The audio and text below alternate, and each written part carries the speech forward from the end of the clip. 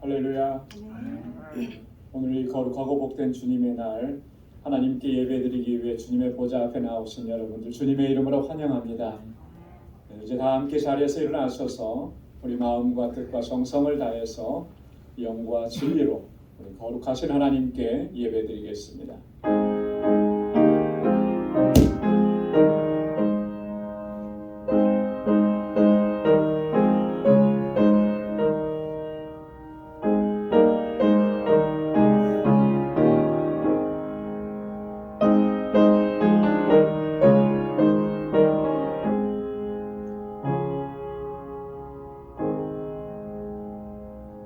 여호와여, 주의 기사를 하늘이 찬양할 것이요 주의 성실도 거룩한 자의 회중에서 찬양하리이다.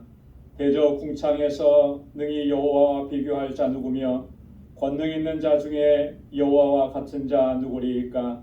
하나님은 거룩하신 자의 회중에서 심히 어미하시오며 둘러있는 모든 자 위에 더욱 두려워할 자신이이다. 여호와 만군의 하나님이여, 주와 같이 능한 자 누구리이까? 여호와여, 주의 성실하심이 주를 둘렀나이다. 아멘. 은혜가 풍성하시고 자비하신 하나님, 지난 한 주간 동안도 저희들을 은혜 가운데 지켜주시고 오늘 이 거룩하고 복되게 구별하신 주님의 날에 거룩하신 주님의 보좌 앞으로 우리를 불러주시니 감사합니다. 한 주간 동안 우리를 지키시고 베푸신 그 은혜를 기억하며 이 시간 감사와 찬양과 영광을 온전히 하나님께 올려드리는 저희들이 되게 하여 주옵소서. 주님의 보좌 앞에 나오기에는 너무나도 부족하고 감히 설 수 없는 저희들입니다.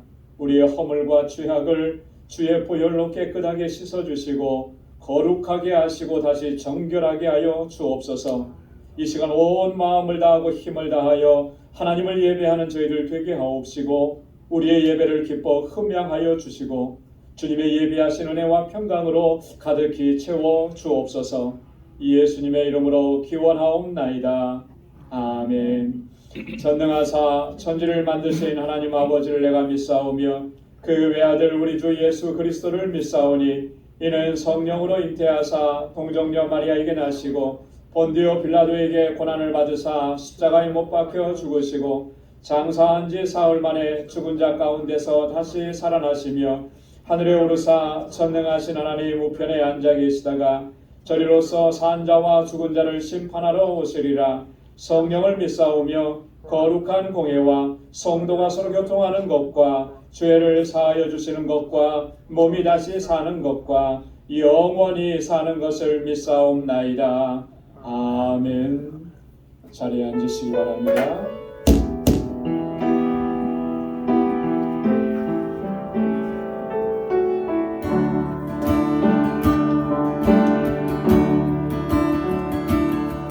나를 지으신다 하나님,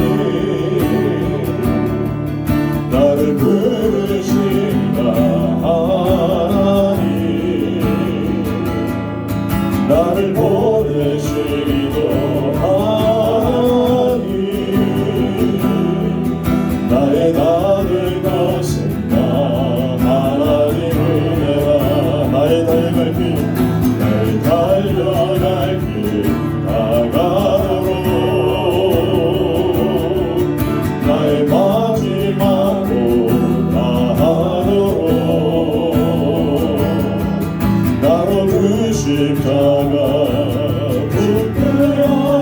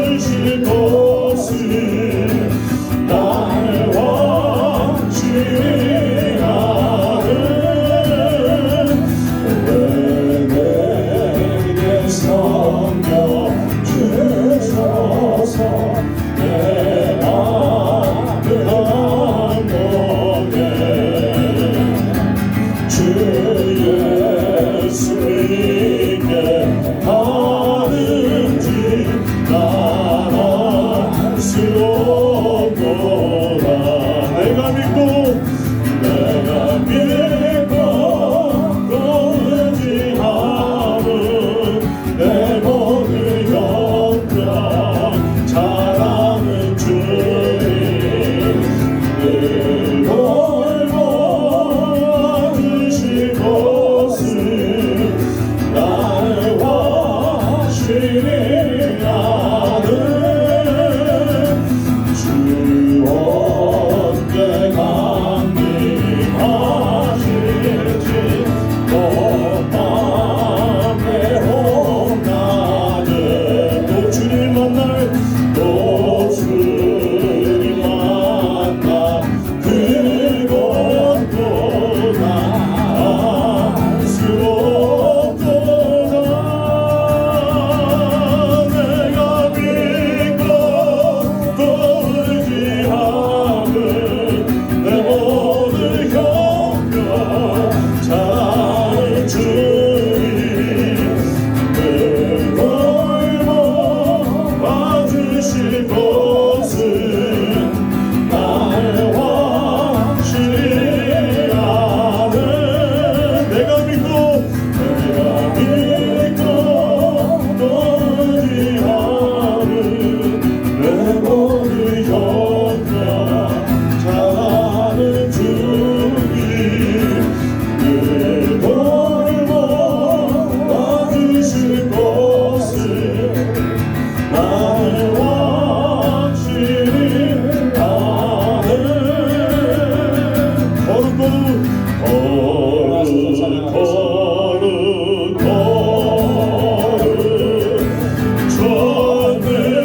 전능하신 주여 이는 아직 우리 주를 찬송합니다. 할렐루야.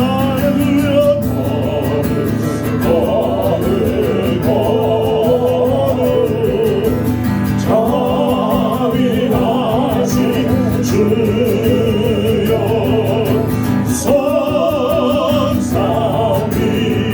선삼위일체 우리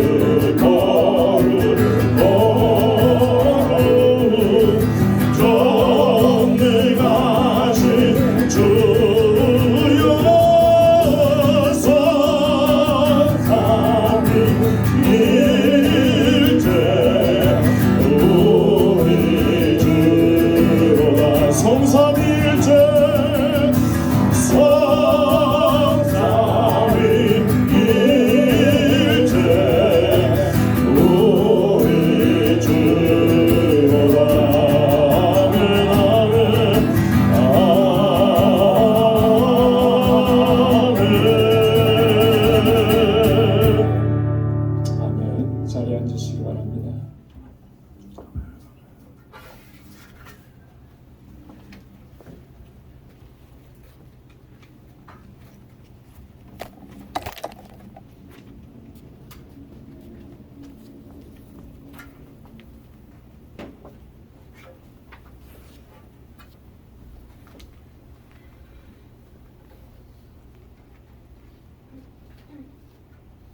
전능하신 여호와 하나님, 부족하고 나약한 저희들을 주님 앞에 부르시고 머리 숙여 찬송과 영광을 주님께 올립니다. 여호와는 저희들의 빛이요 구원이시니 찬송과 영광을 주님께 올려드립니다.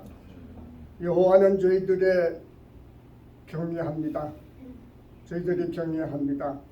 항상 영으로 깨어 믿음 생활하도록 인도하여 주시옵소서. 우리가 지금 회개하면 구원을 받을 수 있습니다. 몸과 영이 살아있을 때 회개하도록 축복하여 주시옵소서. 주님, 자녀가 되는 길은 믿음입니다. 살아서 기도하는 것은 눈치 못할 일이 없다고 하였습니다. 신문대로 거두는 것은 살아서 거둘 수 있습니다. 죽은 후에는 아무것도 거둘 수 없습니다. 살아생전에 주님을 경외하며 영혼 구원하는 일에 힘쓰며 최선을 다하도록 은총을 베푸시옵소서. 영원한 생명은 부활을 통하여 우리에게 임한다고 말씀하셨습니다. 우리는 금식과 기도와 말씀으로 경배하게 하시고 늘 하나님을 예배하게 하옵소서. 하나님과 더욱 함께하는 만남의 시간이 되게 도와주시고 나의 삶 가운데 진실되고 정결되고 깨끗하게 정화되는 성도들이 다 되게 도와주시옵소서. 광주 주일학교 유스트 그룹 EM 부흥케 하시고 전도사님의 건강과 지혜를 허락하시고 발전케 하옵소서. 그의 직분자에 위해서 기도합니다. 기름 부어 세우신 장로님, 권사님, 집사님 건강하게 도와주시고 이름도 없이 구석에서 봉사하는 분들은 작은 일에서 큰 일까지 준비된 마음으로 봉사되게 도와주옵소서. 성도들의 수고를 위로하여 주시고 참 이 자리에 나오고 싶었지만 어려워서 모든 것이 불편하여 나오지 못한 성도가 있습니다. 주님께서 위로하여 주시고 그들의 사정과 형편을 주님께서 기억하여 주시고 위로하여 주시옵소서. 지금 말씀을 전합니다. 하나님께서 지극히 사랑하사 건강 주시고 말씀 전할 때마다 은혜의 담배로 채워주시고 기쁨과 감격을 체험하는 이 예배가 되도록 인도하여 주시옵소서. 아버지 하나님, 오늘은 주님을 기억하는 성찬 예식이 있습니다. 하나님께서 함께하여 주시고 오늘까지 저희들은 마음을 비우고 주님만을 기억하는 이 시간이 되게 도와주시옵소서. 감사하고 예수님 이름 받들고 기도하였습니다.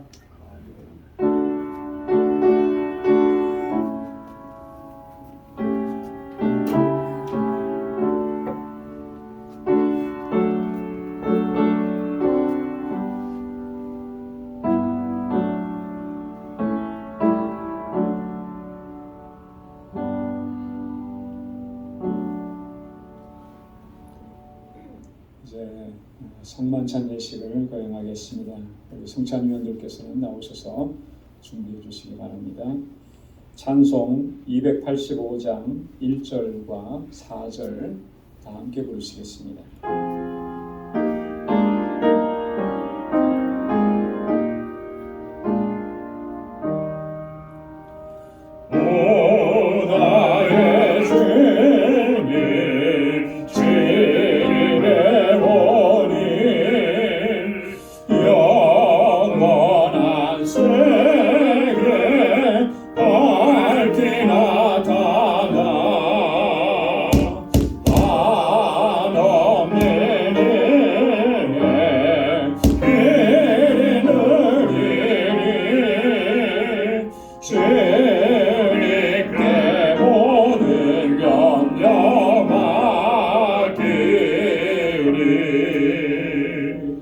주님의 성찬 받을 때마다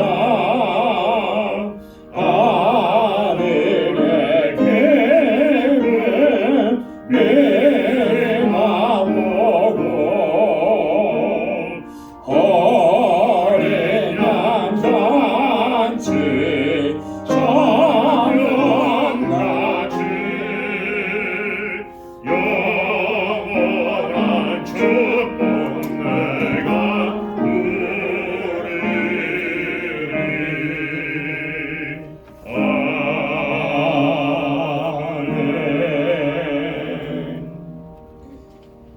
우리에게 주시는 성찬의 말씀 고린도전서 제11장 23절에서 29절 말씀입니다. 내가 너희에게 전한 것은 주께 받은 것이니 곧 주 예수께서 잡히시던 밤에 떡을 가지사 축사하시고 떼어 가라사대 이것은 너희를 위하는 내 몸이니 이것을 행하여 나를 기념하라 하시고 식후에 또한 이와 같이 잔을 가지시고 가라사대 이 잔은 내 피로 세운 새 언약이니 이것을 행하여 마실 때마다 나를 기념하라 하셨으니 너희가 이 떡을 먹으며 이 잔을 마실 때마다 주의 죽으심을 오실 때까지 전하는 것이니라. 그러므로 누구든지 주의 떡이나 잔을 합당치 않게 먹고 마시는 자는 주의 몸과 피를 범하는 죄가 있느니라. 사람이 자기를 살피고 그 후에야 이 떡을 먹고 이 잔을 마실지니 주의 몸을 분변치 못하고 먹고 마시는 자는 자기의 죄를 먹고 마시는 것이니라. 아멘. 예수님께서는 십자가에 달려 돌아가시기 하루 전날 밤에 제자들과 함께 유월절 만찬을 나누셨습니다. 이 특별한 만찬은 오늘 우리가 지금 거행하고 있는 성만찬입니다. 주님께서 떡을 떼어서 나눠주시면서 이것은 너희를 위하는 내 몸이라 말씀을 하셨고 주님께서 잔을 따라서 나누어 주시면서 이것은 내 피로 세우는 새 언약이다 이렇게 말씀을 하셨습니다. 그러면서 당부하시고 부탁한 것이 나를 기념하라, 나를 기억하라 라고 하신 거죠. 항상 주님을 기억하고 항상 주님께서 나를 위해서 무엇을 행하셨는지 어떤 일을 행하셨는지 그로 인해서 내가 어떻게 되었는지를 기억하라라고 하는 것입니다. 주님께서 십자가에 달려 돌아가셨기 때문에 그 몸은 찢기시고 찔리시고 또 그 몸에서 모든 피를 다 흘리셨기 때문에 우리가 죄 사함을 얻고 이렇게 하나님의 자녀가 됐고 거룩한 백성으로 살아가게 되었다라고 하는 것입니다. 이것을 항상 기억해야 하는 것입니다. 그 주님께서 나를 위해서 행하신 이 모든 일들을 늘 기념해야 합니다. 그래야만 우리가 하나님께서 기뻐하시는 그 믿음의 길로 또 승리하는 삶을 살아갈 수가 있는 것입니다. 그래서 오늘 우리가 잊지 아니하고 항상 기억하기 위해서 오늘도 이 성만찬 예식에 참여합니다. 이 자리로 불러주신 것이 하나님의 은혜입니다. 이 떡을 떼고 이 잔을 마실 때 주님의 그 구속의 은혜가 다시 우리 안에서 또 새로워지는 그런 놀라운 은총이 있기를 주님의 이름으로 축원합니다. 잠시 기도하겠습니다. 하나님 아버지, 지극한 사랑으로 저희들을 사랑하시고 독생자를 보내시기까지 십자가에서 죽게 하시기까지 우리를 사랑하신 하나님, 그 사랑 감사합니다. 우리 주님 이 땅에 오셔서 나의 허물과 죄를 대신 짊어지시고 십자가에서 죽으셨습니다. 내가 죽어야 했었는데 주님께서 대신 죽어주시고 우리를 다시 살리시고 영원한 생명을 얻게 하셨습니다. 하나님 너무나 감사합니다. 이 구속의 은혜와 사랑을 우리가 단 한순간도 잊지 않도록 인도하여 주옵소서. 주님께서 떼어주신 이 떡을 떼고 이 잔을 마시면서 다시 한번 그 구속의 은혜를 되새깁니다. 하나님 늘 감사와 감격 속에서 주님을 찬양하고 하나님의 뜻에 순종하며 살아가는 저희들이 되게 하여 주옵소서. 오늘 그 은혜가 우리 가운데 충만하게 역사하여 주옵소서. 이 예수님의 이름으로 기도드리옵나이다. 아멘.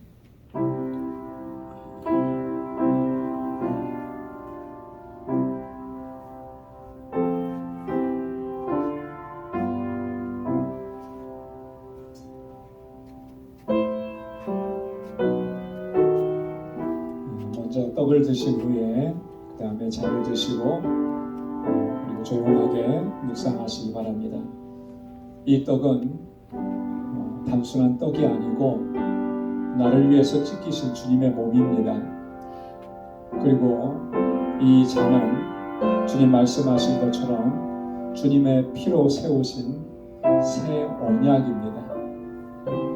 오늘 이 시간 그 사실을 기억하면서 우리 성찬에 참여하실 수 있기를 바랍니다.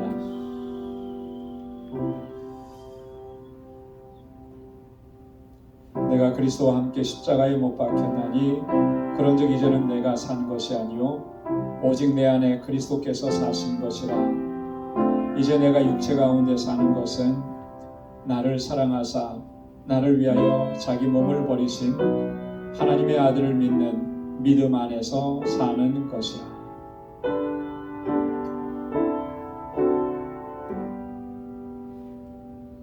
너희가 세례로 그리스도와 함께 장사한 바 되고 또 죽은 자들 가운데서 그를 일으키신 하나님의 역사를 믿음으로 말미암아 그 안에서 함께 일으키심을 받았느니라.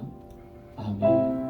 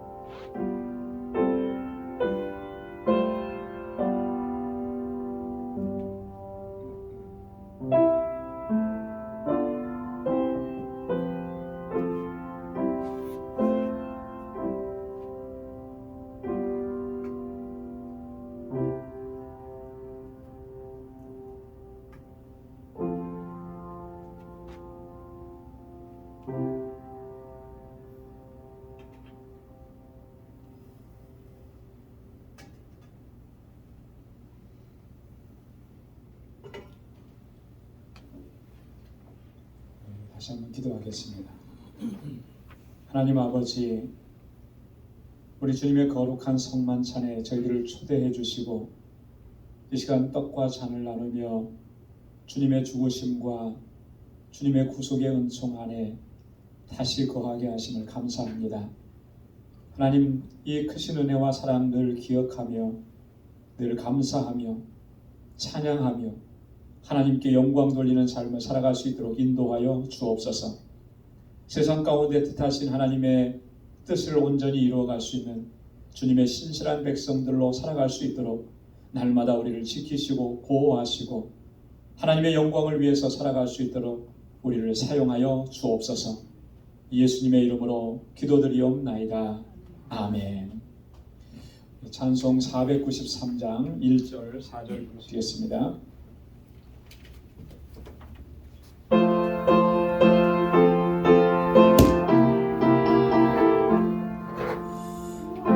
이제 주님의 새 생명 얻은 몸 옛것은 지나고 새 사람이로다.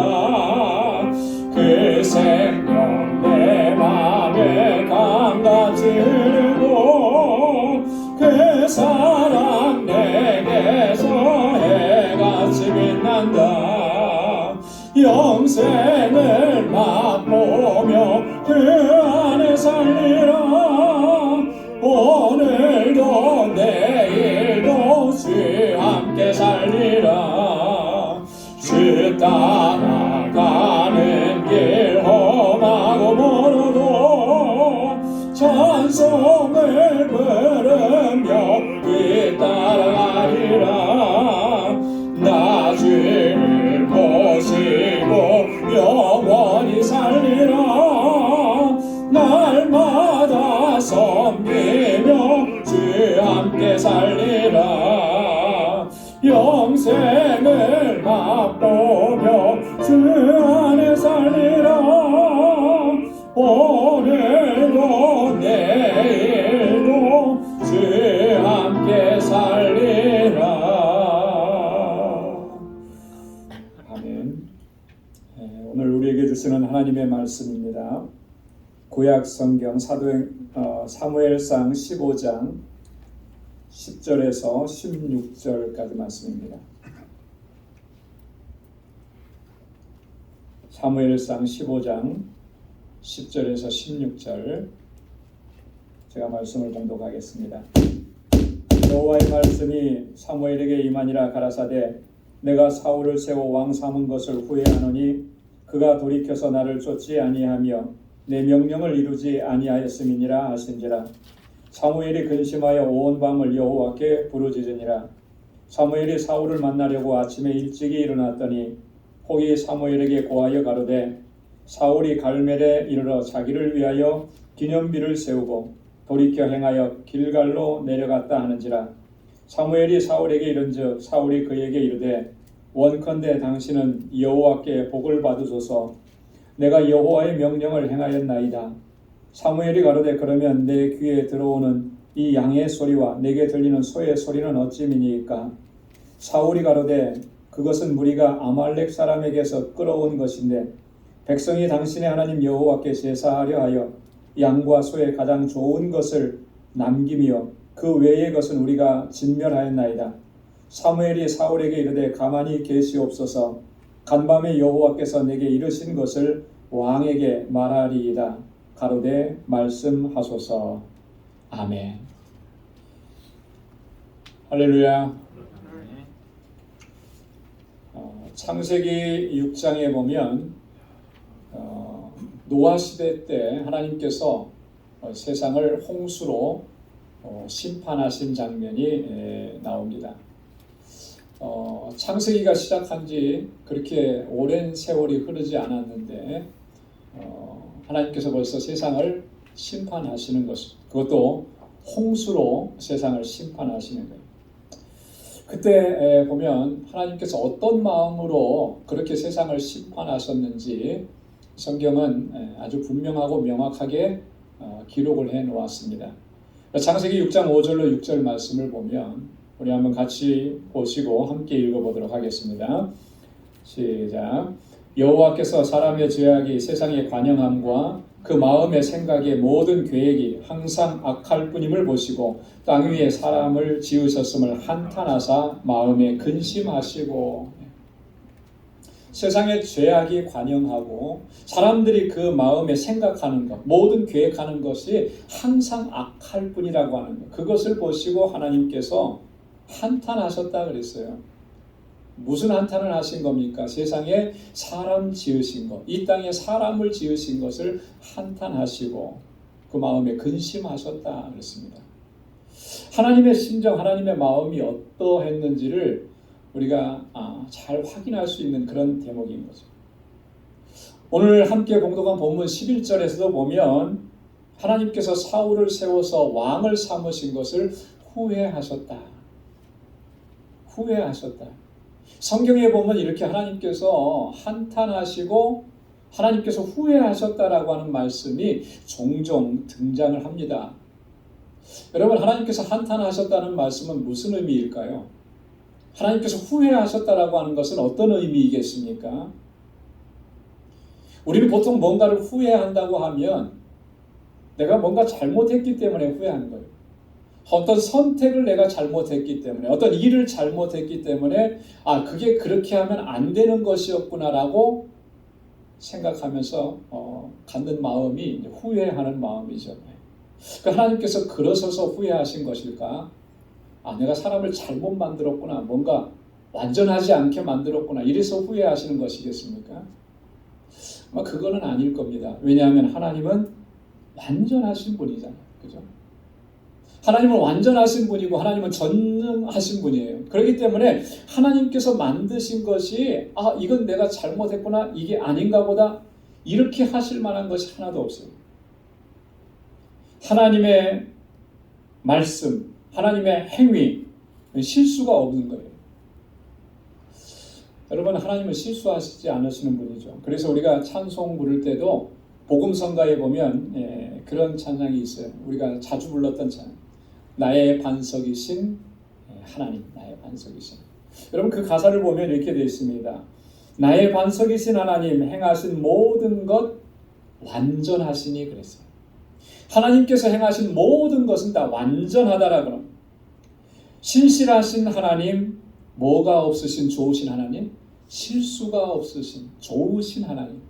하나님은 신실하시고 완전하셔서 실수가 없으시는 거예요. 그러니까 후회함이 없다라고 하는 거예요. 우리가 생각하는 그런 후회가 있을 수가 없다라고 하는 거예요.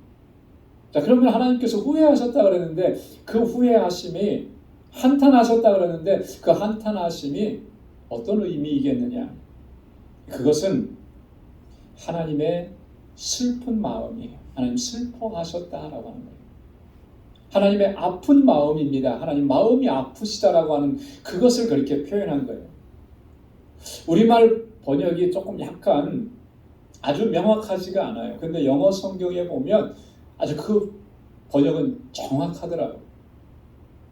뭐라고 번역을 하고 있느냐면 I am grieved. grieved라고 되어 있어요. 여러분, grieved라고 하는 게 무슨 말이에요? 슬프다는 거잖아요. 슬프다는 거. 왜 슬프냐? That I have made Saul king. 내가 사울을 왕으로 삼은 것이 슬프다 그랬어요. 슬프다. 창세기 6장 6절에도 보면 또 똑같이 말씀했습니다. The Lord was grieved. 왜 그렇게 슬프냐면 that he had made man on the earth. 이 땅에 인간을 창조하시고 만든 것, 그게 너무나 슬프다. 여러분, 하나님께서 슬퍼하신 거예요. 후회하신 것이 아니라. 왜 그렇게 마음이 아파하셨을까? 세상에 죄악이 관영하고 하나님께 대해서 불순종하고 그로 인해서 하나님의 심판이 임할 수밖에 없으니까 하나님의 마음이 너무 아프신 것이었죠. 오늘 사울을 왕으로 삼으신 것에 대해서 하나님께서 이런 마음을 가지고 계셨는데 사울이 도대체 하나님 앞에서 어떻게 행했기에 하나님이 이토록 슬퍼하시는 것일까?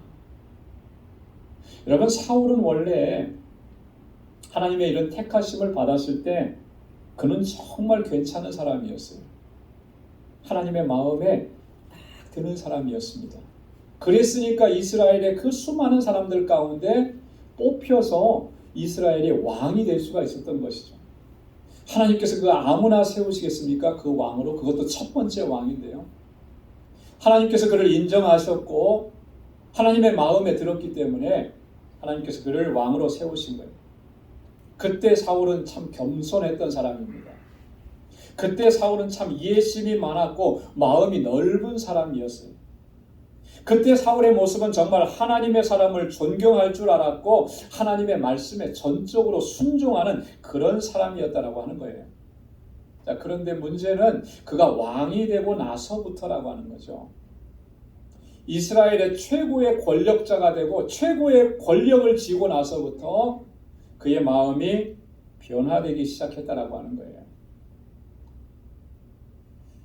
그는 점점 교만해지기 시작을 했습니다. 그리고 그의 마음은 욕심으로 가득 차기 시작을 한 거예요. 여러분, 우리가 이런 모습을 보면서 정말 우리가 경계하고 주의하고 조심해야 된다라고 하는 사실을 다시 한번 깨닫게 되는 것입니다. 여러분, 우리가 어떤 자리에 오르기 전까지는 참 겸손해요. 그런데 어떤 자리에 올라가고 어떤 권세를 누리면서부터 사람의 마음이 자꾸 바뀌는 거예요. 사울이 그랬던 것처럼 우리라고 안 그러냐면 우리도 똑같아요. 그렇게 될 개연성이 너무나 많은 거죠. 아니, 실제로 지금 우리도 그러고 있는지 모르겠습니다. 사울이 보십시오. 왕이 되고 나서부터는 하나님의 말씀을 들으려고 하지 않습니다. 사무엘 선지자가 끊임없이 하나님의 말씀을 얘기하지만 하나님의 명령을 전하지만 그거는 귀담아 듣지 않아요. 자기 하고 싶은 대로 해요. 하나님의 말씀에 불순종하고 그 욕심은 너무나 과해져서 시기하고 질투하고 그래서 사람을 죽이려고까지 하고, 그러니 하나님께서 사울을 왕으로 세우신 거 그거 후회하시고 그 슬퍼하신다고 그렇게 말씀을 하시게 되는 거예요. 오늘 이 본문의 말씀을 통해서 보면 사울을 하나님께서 왜 그렇게 후회하셨는가, 슬퍼하셨는가, 그 요인이 몇 가지로 나옵니다. 그 중에 우리가 두 가지만 좀 살펴보려고 합니다. 첫째는 11절 말씀에 보면, 우리 11절 말씀을 다 함께 같이 읽어보겠습니다. 시작. 내가 사울을 세워 왕 삼은 것을 후회하노니 그가 돌이켜서 나를 쫓지 아니하며 내 명령을 이루지 아니하였음이니라 하시니라. 사무엘이 근심하여 온 밤을 여호와께 부르짖으니라. 하나님께서 왜 이렇게 슬퍼하셨냐? 그가 돌이켜서 나를 쫓지 않는다.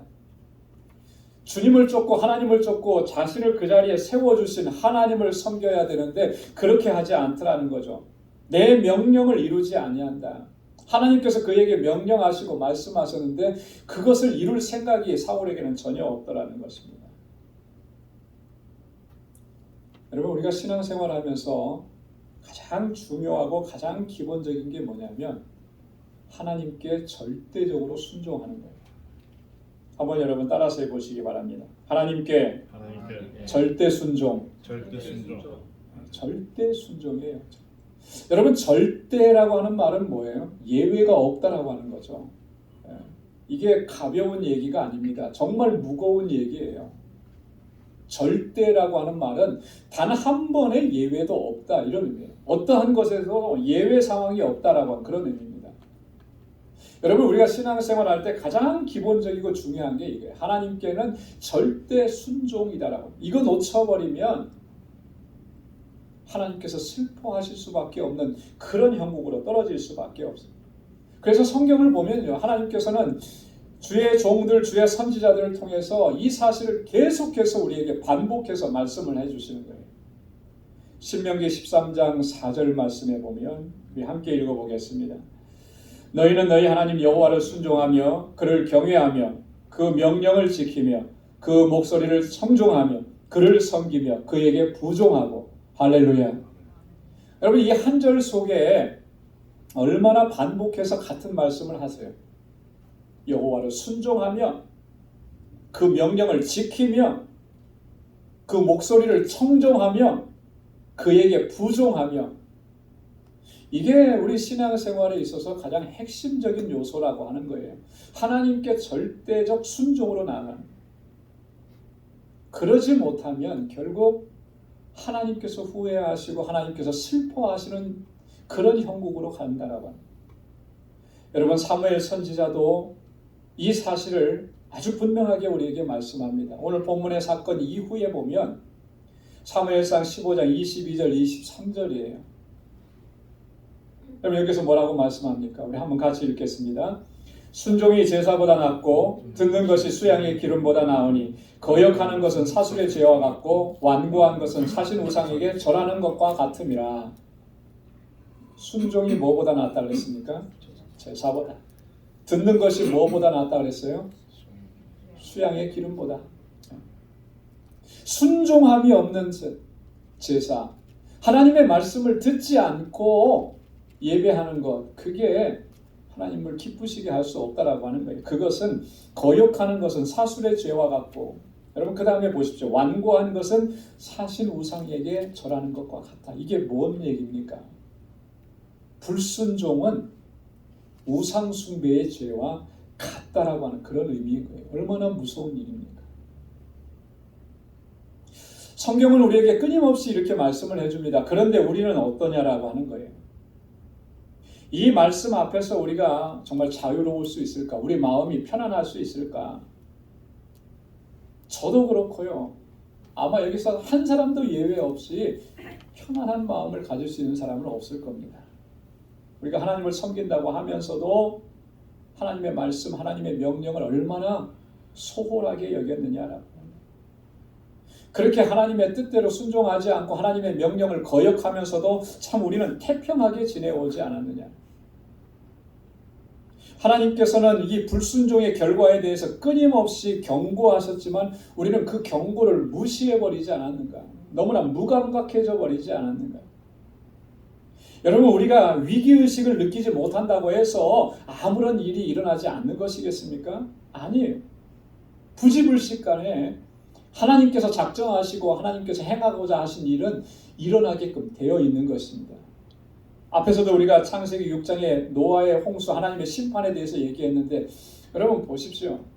하나님의 말씀에 순종했던 사람은 하나님께서 세상을 심판하시는 그때를 준비했습니다. 하지만 세상 사람들은 어땠습니까? 노아의 가족들 외에 세상의 모든 사람들은 경고하심이 그렇게 보이는데도 거기에 귀를 기울이지 않는 거예요. 홍수가 나기까지 그들은 먹고 마시고 놀고 즐기고 그렇게 살았던 것입니다. 그들이 비가 내리고 홍수가 나고 모든 것을 잠궈버리는 그런 상황에 대해서 그때 가서 후회했지만 이미 때는 늦어버린 것이죠. 여러분, 이런 사실들이 오늘 우리에게 경각심을 일깨워 준다라고 하는 것입니다. 사랑하는 성도 여러분, 하나님의 명령에 절대적으로 순종하는 그러한 신앙을 회복할 수 있기를 소망합니다. 우리 마음과 뜻과 힘을 다해서 하나님의 율례와 법도를 따르는 그런 신앙의 자세를 우리는 회복해야 하는 것입니다. 결단코 하나님의 말씀을, 하나님의 명령을 소홀하게 여겨서는 안 되는 거예요. 오늘 사무엘을 통해서 사울에게 말씀을 하시면서 주님께서 말씀하신 것처럼 정말 우리가 하나님을 온전히 쫓지 아니하고 하나님의 말씀, 하나님의 뜻, 하나님께서 행하고자 하신 일을 온전하게 행하지 아니하게 된다면 여러분, 우리에게 어떤 일이 일어나겠느냐라고. 사울에게 그러셨던 것처럼 하나님께서도 우리에게도 그렇게 하실 것이라고 하는 거예요. 이거 우리에게 경고입니다. 엄청난 경고. 그래서 오늘 우리 자신의 모습을 돌아보면서 하나님 앞에 온전한 순종으로 나아가기로 다시 한번 결단하고 그렇게 힘쓸 수 있는 우리 모두가 될 수 있기를 주님의 이름으로 축원합니다. 두 번째로는요, 그 이유가 12절에 기록이 되어 있는데요. 12절 말씀 함께 읽겠습니다. 사무엘이 사울을 만나려고 아침에 일찍이 일어났더니 혹이 사무엘에게 고하여 가로되 사울이 갈멜에 이르러 자기를 위하여 기념비를 세우고 돌이켜 행하여 길갈로 내려갔다 하는지라. 아멘. 자, 사울이 어떻게 했다고 어떤 사람이 와서 얘기하느냐면 사울이 자기를 위해서 기념비를 세우고 그렇게 갔다. 이 기념비는 어떤 기념비냐면 전쟁에서 승리했다라고 하는 것을 자축하기 위해서 세워놓은 그런 기념비입니다. 왜냐하면 오늘 본문 말씀 바로 앞전에 보면 사울과 이스라엘 군대가 아말렉과 전투하는 장면이 나와요.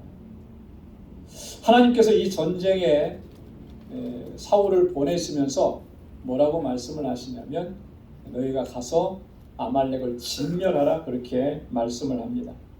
그들의 모든 소유를 하나도 남기지 마라, 그렇게 말씀을 하세요. 남녀와 소아와 젖 먹는 아이와 우양과 약대와 나귀를 다 죽이라, 전멸시키라는 거예요. 하나도 남기지 말라. 여러분, 이게 뭘 의미하는 거겠습니까? 하나님께서 이미 승리를 허락해 주셨다라고 하는 거죠. 너는 전쟁에 나가기만 하면 돼. 그러면 내가 너에게 다 승리를 주는 거야. 여러분, 이렇게 해서 사울은 군대를 이끌고 나가서 아말렉과의 전투에서 승리했습니다. 자, 그렇게 승리했다면 마땅히 어떻게 해야 되는 것이겠습니까? 이 승리를 허락해 주신 하나님께 영광을 올려야 되는 것이죠. 하나님을 찬양해야 되는 것이죠. 기념비를 세워서도 그 기념비에 뭐라고 써야 되겠습니까? 하나님께서 승리하셨다, 이렇게 써야 되는 거 아니겠어요? 그런데 지금 사울은 어떻게 하냐면 자기를 위해서 기념비를 세웠다라고 하는 거예요. 자기를 위해서. 하나님께 영광을 돌리고 하나님께 감사해야 되는데 오히려 자기 이름을 내고 자기 영광을 드러내더라는 것이죠. 여러분 이런 장면은 정말 속된 말로 어처구니가 없잖아요. 그죠? 어처구니 없는 일을 지금 사울이 지금 하고 있다라고. 어떻게 해서 이런 일이 일어나게 되는 걸까?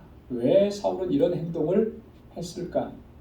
그것은 사울의 마음이 높아졌기 때문에, 그가 교만해졌기 때문에, 하나님께 돌려야 될 영광을 자기가 취하는 그런 엄청난 죄를 범하게 된다. 여러분 이 마음이 높아지고 교만해진다라고 하는 게 얼마나 무서운지 오늘 이 본문의 사건을 통해서도 우리가 다시 한번 깨닫게 되는 겁니다. 사울에게서 하나님께서는 이런 모습을 보셨기 때문에 하나님께서 후회하신 거예요. 사울을 왕으로 세우신 것을. 너무나 마음이 아프신 거죠. 너무나 슬퍼하시는 거죠. 오늘날 우리 그리스도인 신앙생활, 우리 그리스도인의 공동체, 또 뭐 교계 이런 현실들, 아니 그런 것까지 뭐 가기도 전에 내 자신의 모습을 보면 참 우리 안에 내 속에, 나의 삶 속에 사울과 이렇게 흡사한 모습이 너무나도 많다는 사실을 우리가 고백하지 않을 수가 없습니다. 겉으로는 정말 하나님께 감사하고 하나님을 찬양하는 것 같아요. 나에게 이러한 위대한 일을 이루신 하나님, 이거 하나님께서 하신 일입니다. 이렇게 선포하고 고백하는 것 같은데 실제로는 나를 드러내려고 하고 내가 영광을 얻으려고 하고 이런 일들이 얼마나 많은가. 조그마한 일 하나 해놓고도 이건 내가 한 일이라고 나를 들어 세우는 일들이 정말 얼마나 많은가. 여러분 하나님께서 나에게 그 감당할 수 있는 능력을 주신 거예요. 물질도 허락해 주셨고 그 일을 할 수 있도록 건강도 허락해 주셨고, 여러분 건강이라고 하는 것이 물론 내가 나를 잘 관리하고 하면 좀 더 건강하게 살 수가 있겠죠. 하지만 본질적으로 건강한 삶을 허락해 주시는 분은 하나님이신 거예요. 그러니까 부인할 수가 없어요.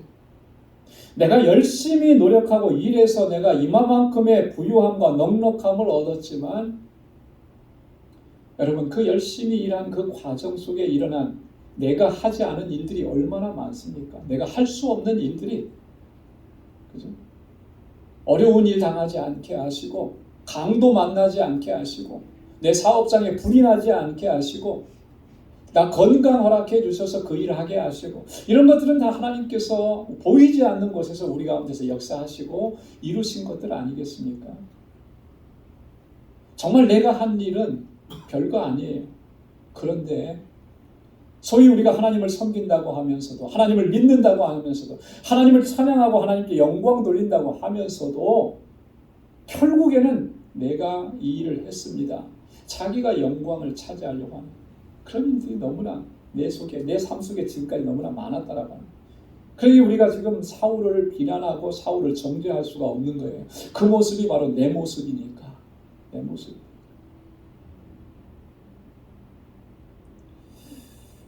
가끔 가다가 그런 모습을 봅니다. 어떤 목사님들이 은퇴하시면서 마지막 그 은퇴하는 그 은퇴식을 아주 거창하게 해요. 그래서 성역 40년, 50년, 몇 주년 감사 예배. 너무나 멋지잖아요. 감동이 되잖아요. 몇십 년씩 평생을 그렇게 주님의 일을 감당하고 은퇴한다라고 하는 것이 박수를 쳐줄만 합니다. 근데 정작 그 안에 들어가 보면 하나님께 감사하고 하나님께 찬양하고 영광 돌리는 것이 아니라 그분의 업적을 드러내는 일에 포커스가 맞춰져요. 이런 경우들이 종종 있어요. 그런 장면을 볼 때마다 참 마음이 씁쓸해요. 안타깝죠. 근데 그분들만 그러냐? 우리는 안 그럴 거라고 자신 있게 얘기할 수 있느냐? 여러분 이 명예와 사람들의 칭찬에 대한 유혹은요, 사탄이 가장 즐겨 사용하는 방법입니다. 우리들로 하여금 높아진 마음을 갖게 하고 교만한 마음을 갖게 하고 그래서 넘어뜨리려고 하는 사탄의 아주 절묘한 그가 즐겨 사용하는 그런 방법이라고 하는 거예요. 그래서 많은 그리스도인들이 지도자들뿐만 아니고 많은 사람들이 거기에서 걸려서 넘어지고 치명적인 그런 해를 입게 되는 거예요. 여러분, 오늘 우리는 오직 하나님께만 영광 돌리고 하나님의 이름만을 높이고자 하는 그 마음, 그 겸손한 자세를 항상 견지해야 할 줄로 믿습니다. 그러지 않으면 사울이 겪었던 그 일을 우리도 겪을 수 있다라고 하는 거예요. 성경에 보면은 사울과는 아주 대조적인 사람이 등장합니다. 신약 성경에. 그가 누구냐면 바로 사도 바울이라고 하는 거예요. 사도 바울은 정말 위대한 하나님의 종 아니었어요. 사도 바울만큼 그렇게 많은 성경을 집필한 사람도 없고요. 하나님의 교회를 얼마나 많이 세웠습니까? 하나님의 나라를 위해서 그가 얼마나 위대한 업적들을 남겼습니까? 그런데 그럼에도 불구하고 바울은 단 한순간도 자기의 이름을 높이거나 자기가 영광을 받으려고 했던 적이 한순간도 없었더라. 모든 영광을 하나님께 올려드리고 하나님의 이름을 높였습니다. 바울이 그렇게 할 수 있었던 이유가 뭐였겠습니까? 이 바울이 자기 자신의 고백을 통해서 우리가 그걸 발견할 수가 있는 거예요. 바울은 항상 그렇게 고백을 했습니다. 디모데전서 1장 15절 말씀에 보면 한번 같이 읽어보겠습니다. 짧으니까요. 다 같이요. 죄인 중에 내가 괴순이라. 한번 다시 큰 소리로 죄인 중에 내가 괴순이라.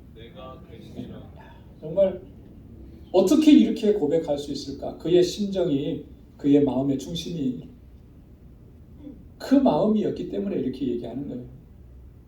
다 죄인인 것은 그건 말할 것도 없고 그 중에 내가 괴수라는 거예요. 가장 큰 죄인이라는 거예요. 여러분, 이게 납득이 되십니까? 우리에 비하면 사도 바울은 얼마나 참 위대한 사람인데 그분이 그렇게 얘기했다면 우리는 뭐라고 얘기해야 될까? 고린도전서 15장 9절에도 보면요. 우리 다 함께 읽겠습니다. 나는 사도 중에 지극히 작은 자라 사도라 칭함을 받기에 감당치 못할 자로라. 아멘. 사도 중에 지극히 작은 자라, 가장 작은 자라는 거예요. 그것도 사도라 칭함을 받기에 감당치 못할 자로다. 여러분, 그런데 우리는 어떤가? 목사로 세움을 입고 내가 목사니까 이렇게 했던 적이 얼마나 많아요. 목사라 칭함을 받기에 합당치 못한 자로라 이렇게 고백하고 나가야 되는 것이 아닙니다. 내가 장로라, 내가 권사라, 내가 안수집사라, 내가 집사라 칭함을 받기에 합당치 못한 자로라. 이게 우리의 기본의 마음 자세여야 하지 않겠느냐. 그래야 그 마음이 높아지지 않는 거예요. 교만해지지 않게. 이 고백과 이 결단을 항상 가슴에 품어야 하나님의 뜻대로 순종하고 하나님의 뜻을 이루는 삶을 살아갈 수가 있는 거예요. 이런 자기 이해가 없으면, 이런 결단이 없으면 그 높아지는 마음을 막을 길이 없다라고 하는 거예요. 그래서 그 나중에는 자기 이름을 드러내고 하나님의 영광을 자기 것으로 취하는 이런 죄를 범하게 된다. 그러면 그 끝이 뭐겠습니까?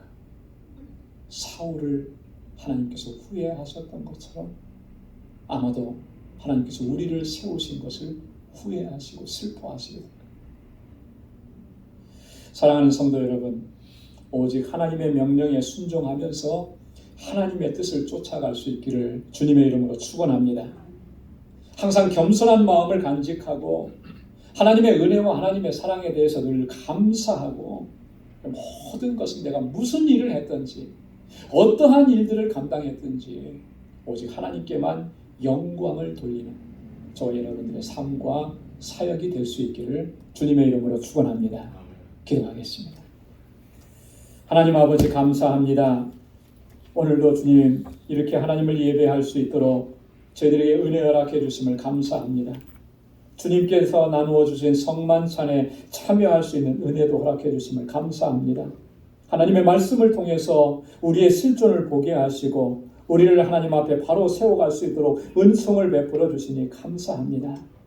하나님께서 슬퍼하시는 사람이 아니라 하나님께서 기뻐하시는 사람, 하나님께서 영광 받으시는 사람으로 살아갈 수 있도록 하나님 항상 우리를 붙들어 주옵소서. 예수님의 이름으로 기도드리옵나이다. 아멘. 찬송 375장 부르시면서 준비하신 예물 하나님께 드리겠습니다.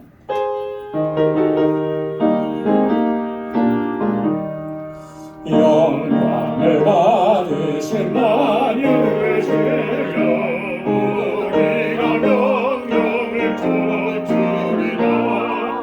베푸신 은혜를 감사히 알고 진실한 마음으로 섬기겠네. 그 주의 은혜 주시는 대로 영원히 받들어 섬기겠네. 찬송하겠네, 찬송하겠네. 생명을 주시는 그 주로다. 그 주를 높이고 잘 공경하여 온유한 마음으로 섬기리라. 주 예수 안에서 즐거워하며 충성을 다하여 섬기겠네. 그 주의 은혜 주시는 대로 영원히 받들어 섬기겠네.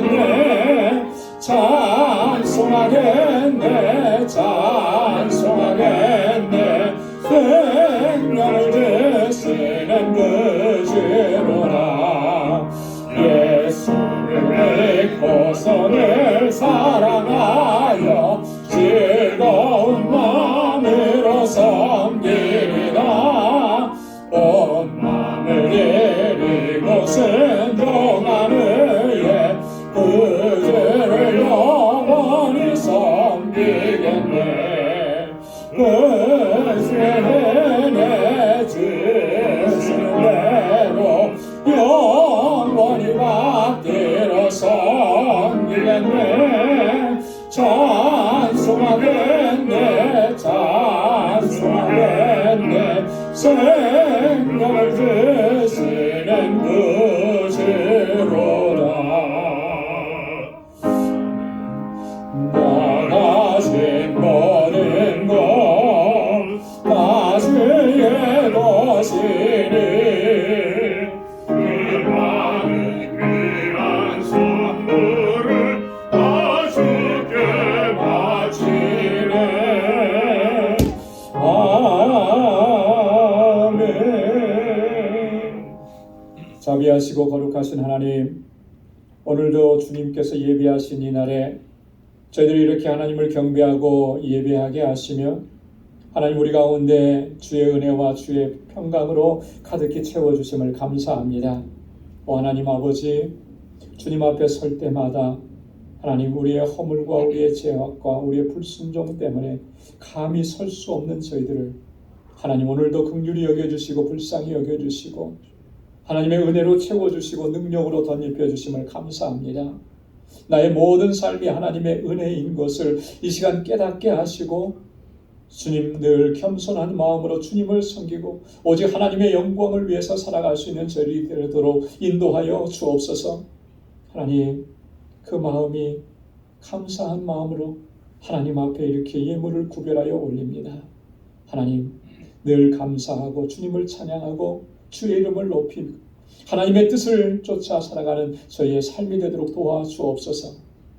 우리의 믿음의 눈을 밝히 뜨게 하셔서 모든 것이 하나님의 은혜인 것을 깨닫게 하여 주시고 모든 상황을 믿음의 눈으로 바라볼 수 있는 저희들 되게 하여 주옵소서.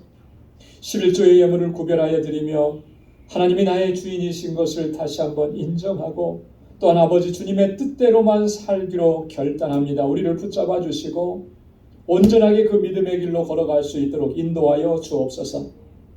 땅끝까지 이르러 내 증인되라고 하신 우리 주님의 명령을 가슴에 새기며 나의 삶의 현장에서 만나는 모든 사람들에게 예수 그리스도의 증인으로 살아갈 수 있도록 우리를 붙잡아 주시고 세계 곳곳에서 하나님 주의 복음을 전하는 우리 선교사님들과 함께 마음을 같이하고 기도하며 작은 예물 주님 앞에 올려드립니다. 이 예물이 하나님께서 역사하시는 놀라운 일에 귀하게 쓰임받는 하나님 그 놀라우신 일들을 경험할 수 있도록 은혜 베풀어 주옵소서. 건축 예물을 주님께 드리며 주님의 몸된 교회를 위해서 기도합니다. 이 공동체가 정말 하나님의 기쁨이 되는 믿음의 공동체가 되게 하옵시고 우리가 천국을 미리 경험하는 사랑의 공동체가 되도록 도와주시고 아버지 하나님 늘 교회를 위해서 성도들을 위해서 애쓰고 헌신하고 눈물을 흘려 기도하는 사랑하는 주의 종들의 그 기도와 그 헌신을 하나님 받아 주옵소서. 우리에게 베풀어 주신 그 은혜와 복은 정말로 차고도 넘칩니다. 이제는 아버지 하나님 우리가 세상을 향하여 복의 근원이 되게 하시고 축복의 통로가 되도록 도와주옵소서. 아버지께서 우리에게 말씀하신 대로 내 이웃을 내 몸과 같이 사랑하라고 하신 그 명령을 기억하며 작은 예물 주님 앞에 구제 예물로 올려드립니다. 아버지 하나님 이 예물이 하나님의 사랑을 전하는 귀한 도구가 되게 하여 주시고 우리의 삶의 모든 현장에서 주님의 사랑으로 행할 수 있는 우리 방주의 권석들이 되게 하여 주옵소서. 오늘도 하나님 교회 구석구석에서 하나님 세우신 그 자리에서 이름도 없이 빛도 없이 수고하고 헌신하는 주의 종들의 그 수고와 헌신을 받아주시고 주님의 은혜와 복으로 가득히 채워 주옵소서. 또 한 주간의 삶을 향하여 나아가오니 주님 붙들어 주시고 우리 사랑하는 성도들의 가정과 직장과 생업의 터전과 학업을 이 한 주간 동안에도 견고하게 하시고 형통하게 하여 주옵소서. 예수님의 이름으로 봉헌 기도드리옵나이다. 아멘. 우리 전후좌우에 계신 분들과 함께 인사 나누시기 바랍니다. 샬롬, 주님의 평강이 함께하길 바랍니다. 사랑합니다. 축복합니다. 우리 악수해 주시고요. 날씨가 많이 추웠었는데 그래도 건강한 모습으로 이렇게 다들 뵙게 돼서 너무나 기쁘고 감사합니다. 오늘 영상으로 예배를 드리시는 우리 방주 권석 여러분들의 삶 속에도 또 한 주간 하나님의 은혜와 평강이 가득하기를 바랍니다. 감사합니다. 우리 교회 소식 전해드리도록 하겠습니다. 목회 권면으로 드리는 이 말씀들 꼭 기억하시고 이 한 해 동안도 말씀으로 또 승리하시는 그런 삶이 되기를 바랍니다. 우리 단기 선교 7월 3일부터 8일까지 한 주간 진행이 됩니다. 여러분 참가 원하시는 분들은 이렇게 선교부장님이나 저에게 가능하면 빨리 이렇게 알려주시면 고맙겠습니다. 오늘 2부 예배 친교 후에 우리 당회로 모입니다. 다음 주일 2부 예배 후에는 우리 제1남성교회 또 제1여성교회 원리회가 있습니다. 회원들께서는 꼭 기억해 주시기 바랍니다. 3월 첫째 주일부터는 구역별로 봉헌 특송 2부 예배 시간에 봉헌 특송을 준비하도록 하겠습니다.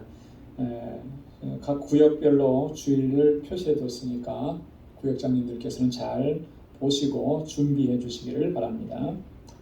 노아의 방주 견학 여러분 지금 준비하고 진행하려고 하니까 여러분 가시기를 원하시는 분은 이것도 여러분 빨리 먼저 이렇게 신청해 주시면 고맙겠습니다.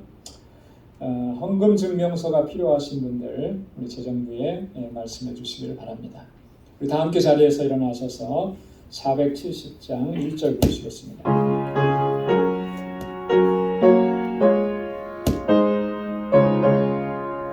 내 평생에 가는 길 순탄하여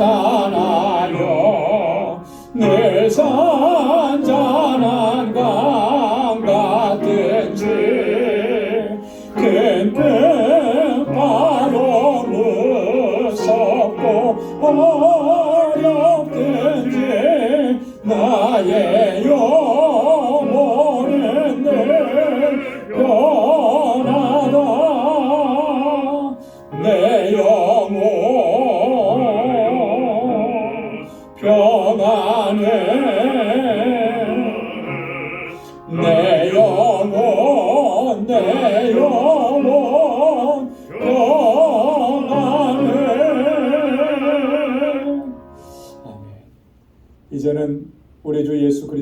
충만하신 은혜와 하나님 아버지의 크고 놀라우신 사랑과 성령의 위로 교통 충만하심의 역사가 아버지의 뜻에 온전한 순종으로 오직 하나님의 영광을 위해서 살아가기로 결단하는 우리 방주의 모든 믿음의 권속들과 또 저들의 가정과 직장, 생업의 터전과 학업 위에 이제로부터 영원까지 함께 하시기를 간절히 축원하옵나이다.